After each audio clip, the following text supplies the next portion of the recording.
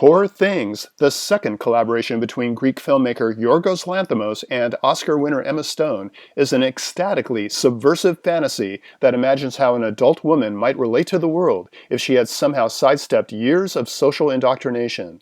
Beginning in a Gilliamesque version of Victorian-era London, dappled with whimsy and wonder, Poor Things features Emma Stone as Bella, a wispy woman with the language and motor skills of a toddler. Bella is the creation of Dr. Godwin Baxter, played by Willem Dafoe, who is fittingly referred to in shorthand as God. It's soon revealed that Godwin has given Bella the brain of a rescued late-term fetus, and even though he treats Bella as a daughter, he also sees her as a scientific experiment that needs to be protected. This means keeping Bella secretly confined inside his expansive mansion. While delivering a university lecture, Godwin notices he's piqued the respect of an attentive student named Max, portrayed by Rami Youssef.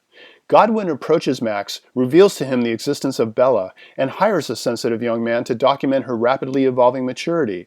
As Bella's cognitive and sexual development approaches that of a young adult, Godwin observes a growing bond between the two and suggests Max propose marriage, but only on the condition that Bella remains confined to Godwin's estate. Max agrees to the terms, Bella accepts Max's proposal, and Godwin hires a lawyer named Duncan, played with sleazy flamboyance by Mark Ruffalo, to draw up a marriage contract. As Godwin dictates the restrictive terms, Duncan becomes overwhelmed with desire to meet the mysterious woman who inspired such possessiveness. When Duncan privately encounters Bella, he quickly seduces her with his misbehaving fingers and an offer to introduce her to the larger world. Poor Things kicks into high gear when Bella, craving independence, agrees to run off to Lisbon with the libidinous Duncan.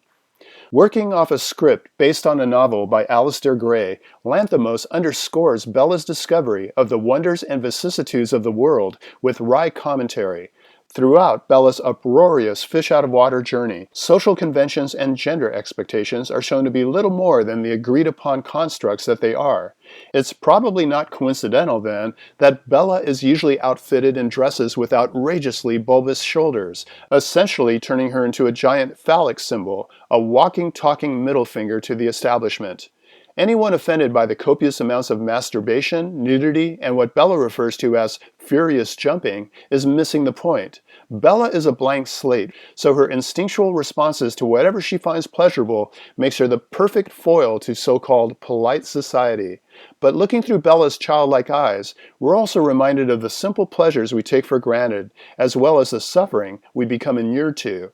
Impressively, nearly every secondary character is given a satisfying arc.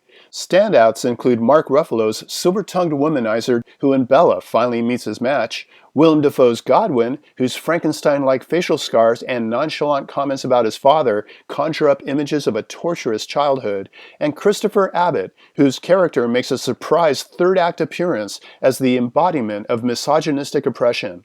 Ultimately, though, it's Emma Stone's film all the way. Stone fearlessly embodies the living question mark that is Bella, making Poor Things the most original and entertaining feminist coming-of-age story this side of Barbie. For KSQD's Film Gang, this is Paul Koneski.